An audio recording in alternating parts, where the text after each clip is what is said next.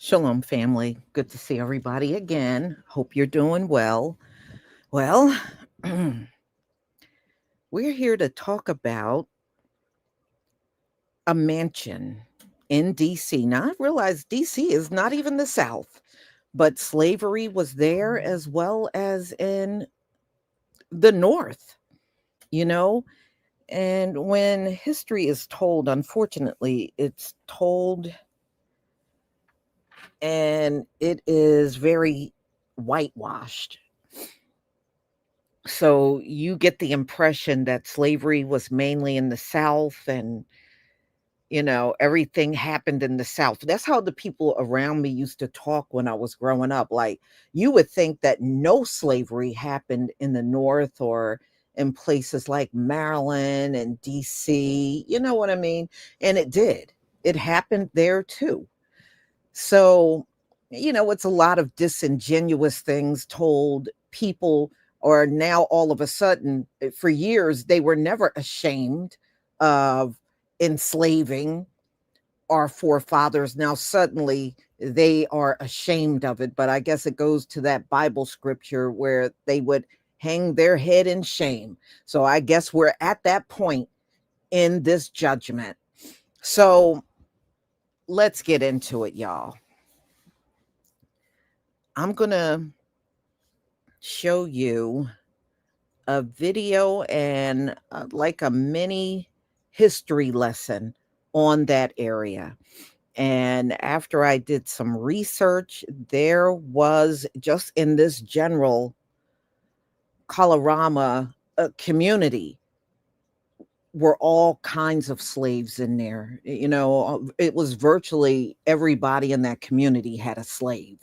You know how they always like to lie and say 1% had slaves, but then when you go and look, especially when I did my family tree and I got to look at the census, even back then, oh no, damn near all of them had slaves. Y'all don't fall for that. Oh, hardly none of it was only what? Don't fall for that.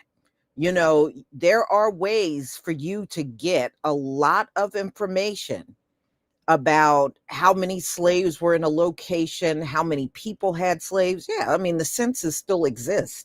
So that stuff you can figure out. You don't have to take no information from them because you can do the legwork and find out yourself.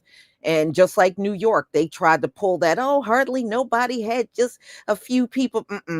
Damn near, when you go look at the census, damn near every household in New York had one slave. I'm talking about among white people, you know, at least, damn near all of them had at least one slave in the household. But if you listen to them today, hardly nobody had a slave. I was like, okay, y'all, y'all are a trip. You act like this stuff can't be found out. So anyway, let's get into this, y'all. First, I'm going to show you the video that came out from DC Fire EMS a few days ago when this fire broke out. So it was actually, it was just like Nottoway. Remember when they were talking about how they had the fire, they spent hours putting the fire out, and then the fire started again. It's the same thing with this situation. It was a first fire. They almost practically had the whole thing put out, and a second fire ignited. So, just like Nottoway, this is a total loss. It's completely gone, y'all. It's completely gone. And I went back to look at if there were other fires, and there were other fires in this same community that had slaves in DC. So we'll get into all of that. Let me share my screen with you.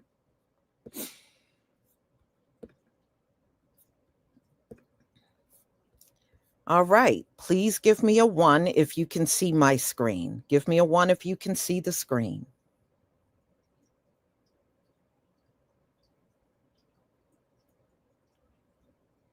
Okay. All right, y'all. Let's do it.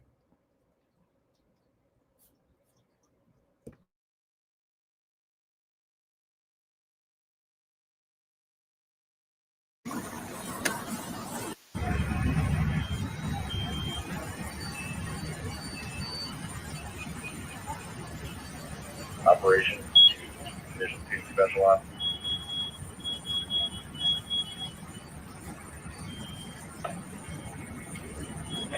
Special Ops operations. Everybody's off the sector, the third floors.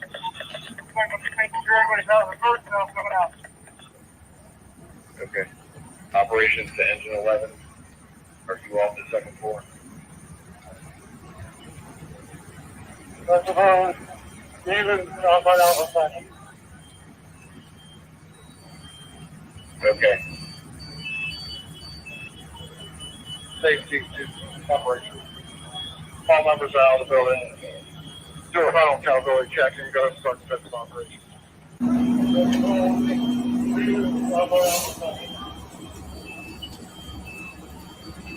Okay.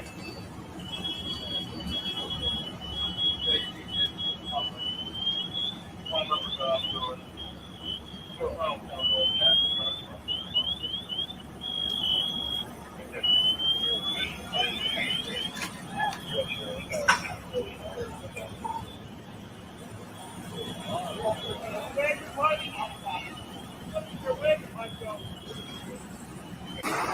Go ahead, Captain.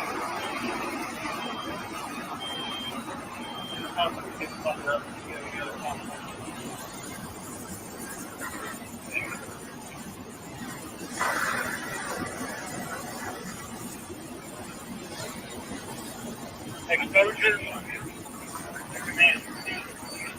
D1, everybody's on their way out. 5 adults and 1 kid. Exposure B1, everybody's on their way out.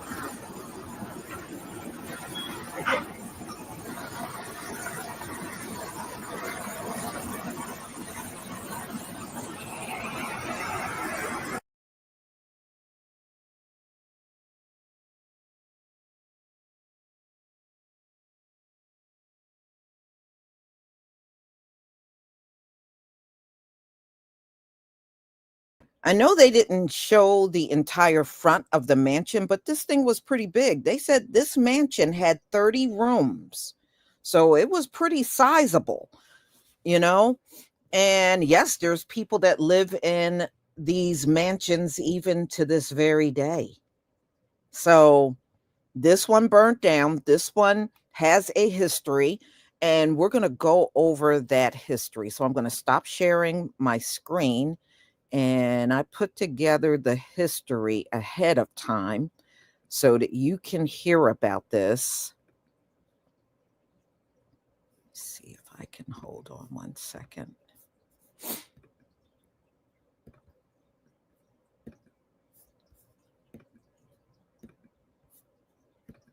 Okay, here we go. All right, again, please give me a 1 if you can see the screen.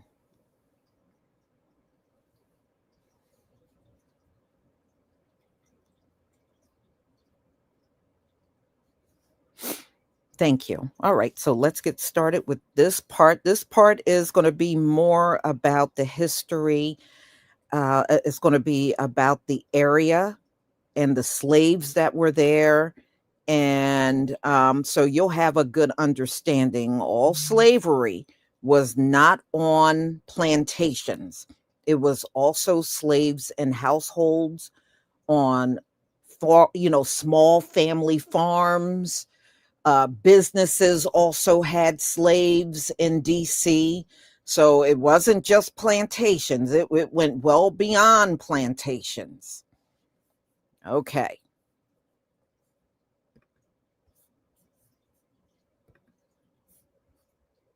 A fire destroyed a historic mansion in Washington, D.C.'s Kalorama neighborhood, sparking a debate about preserving buildings with painful pasts like slavery.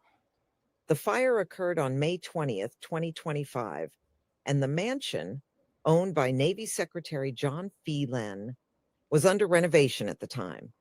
The debate centers on whether such structures should be protected, repurposed, or forgotten. The hidden history of slavery in Washington, D.C.'s Kalorama neighborhood. Nestled in Washington, D.C., the Kalorama neighborhood is known today for its quiet streets, stately homes, and high-profile residents. but beneath its polished surface lies a history deeply rooted in slavery, a past often overlooked in discussions of the nation's capital. In the early 19th century, the land that would become Kalorama was the site of a large farm owned by John Little.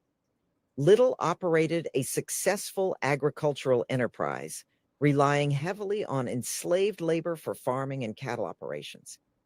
These enslaved individuals were essential to the estate's functioning, yet their stories were long buried beneath the city's evolving urban landscape.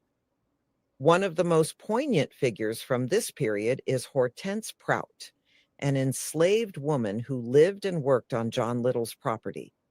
In 1861, amid the turmoil of the Civil War, Prout made a bold attempt to escape bondage. Her act of resistance is emblematic of the broader struggle for freedom endured by countless enslaved individuals in and around the nation's capital. Prout's story links Kalorama to the larger network of escape efforts associated with the Underground Railroad, a clandestine system of safe houses and allies that helped enslaved people flee to free states and Canada.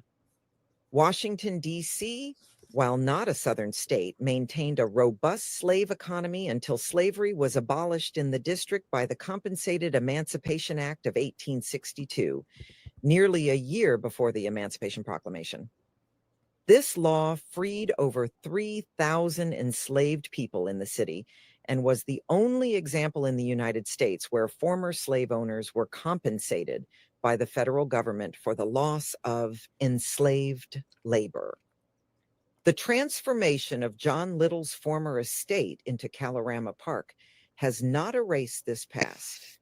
In recent years, local historians and community members have worked to unearth and preserve this hidden history. Research and archaeological efforts have revealed the foundations of former outbuildings believed to be used by enslaved laborers. Community groups have advocated for interpretive signage and public education to honor the lives of those who were enslaved on the property. Kalorama's story is a reminder that slavery was not confined to plantations in the Deep South. It was woven into the economic and social fabric of cities like Washington, D.C.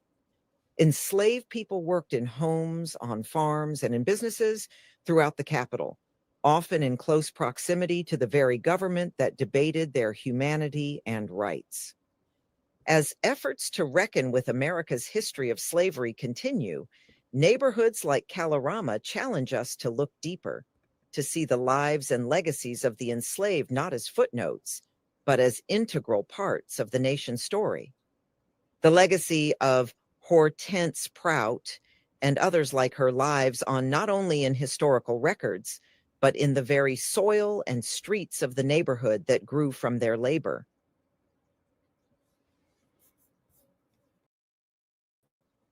Okay. All right. So this was a naval secretary. This was his actual home, and it is documented. He had 13 slaves in this home, 13 slaves. And Hortense, the woman they spoke of, she actually ran away.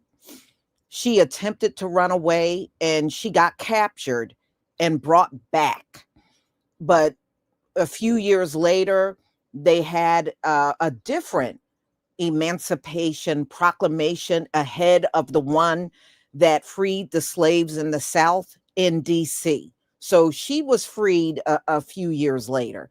According to the records, she never left DC. She ended up spending the rest of her life free, but still in Washington, DC. So, no, you're right. Slavery, Keisha, was not that long ago. Listen, my parents were both born in the South, and they told me many of those slaves were still alive when they were children.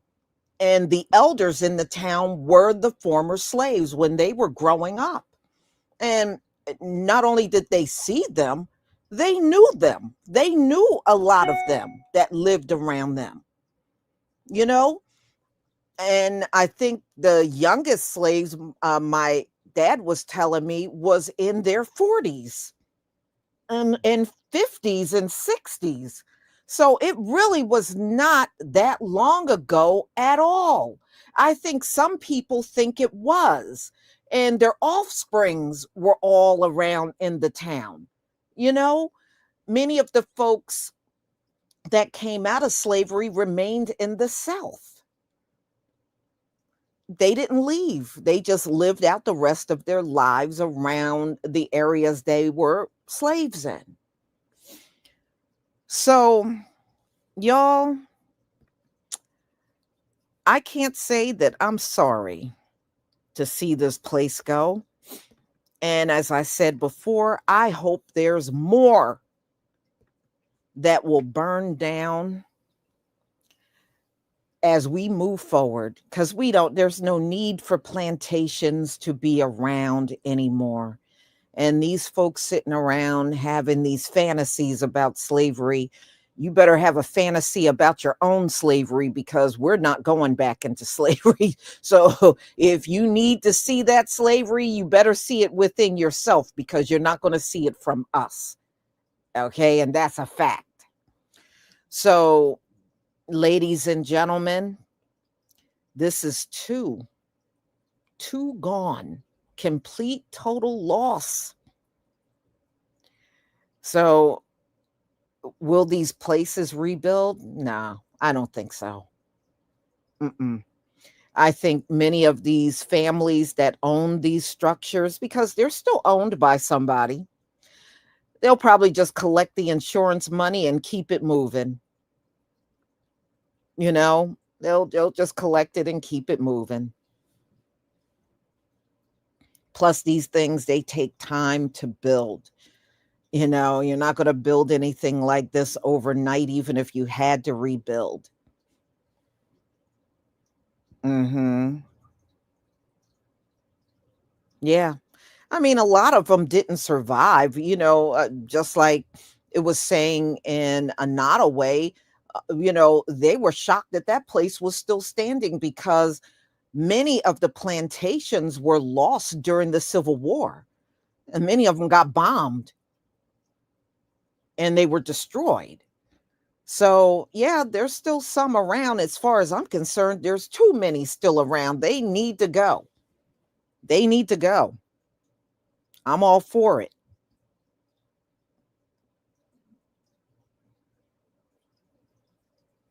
Mhm. Yeah. Well, the thing is, I know a lot of these people, yeah, and Nottoway was not the only one they vacationed at. I mean, can you imagine you save up for a vacation to go to a plantation? Y'all are some sick people. No wonder why we don't get along with you. Y'all some sick people for real. I mean, how many of you get married up where the Twin Towers were, 9/11? Did y'all go down there and get married? Since y'all like getting married at places where tragedies took place, that was a tragedy. How many of you go to New York and go where the Twin Towers were and get married over there? I'm just curious. How many of y'all do that? Or where the Oklahoma City bombing happened? How many of you rush down there and go get married? Because y'all some sick puppies. You probably do. I bet you if I went to research, some of y'all probably did.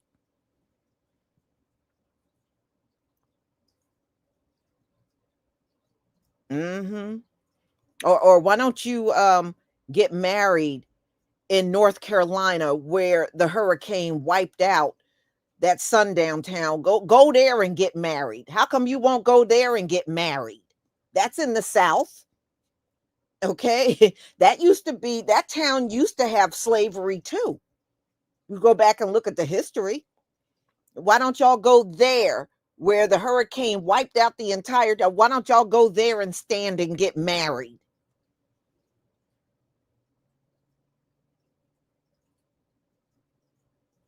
Mm-mm-mm. These people are a trip.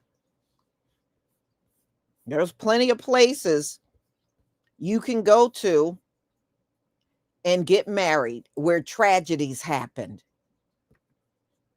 Monica Gregory, thank you so much for the super sticker. And Keisha Miles, thank you for the membership for 2 months. My step grandmother was born in 1889, and her mom was born a slave in New York. Slavery has not been that long ago. No, it absolutely hasn't. When they sit in your face talking about slavery was a long time ago, what are we talking? What, 4 generations ago? That's not long. That's not long. You know, if you listen to them, oh, that was hundreds of years ago. What, that must be that high IQ math, because slavery was not hundreds of years ago. That must be that terrible high IQ math y'all are doing in your head.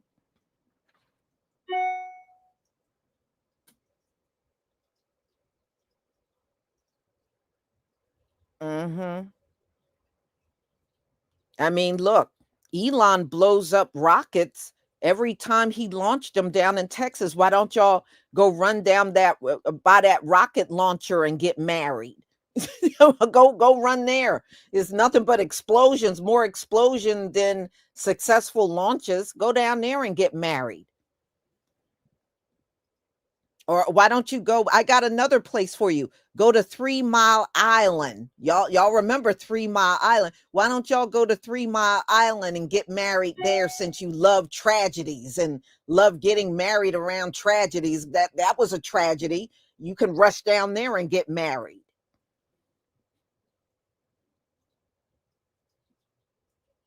You know the sad part,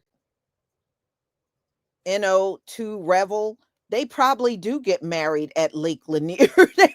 I bet you they do get married down there at Lake Lanier. I bet if we looked, there would be marriages there. So I guess is any place that's a tragedy for us, that's a good place to get married. And if you remember, old Paula Dean crazy ass got into a lot of hot water when she was talking about having a plantation wedding, and she wanted black folks to serve at her plantation wedding. If y'all remember that, and she got in all kinds of hot water for that mess. So I guess it got to be a tragedy for us in order for it to be a place worth getting married at. You assholes. I hope every last one of you that got married at plantations, I hope you're all divorced. Or if you're not, you're going through hell with your spouse. You would deserve it.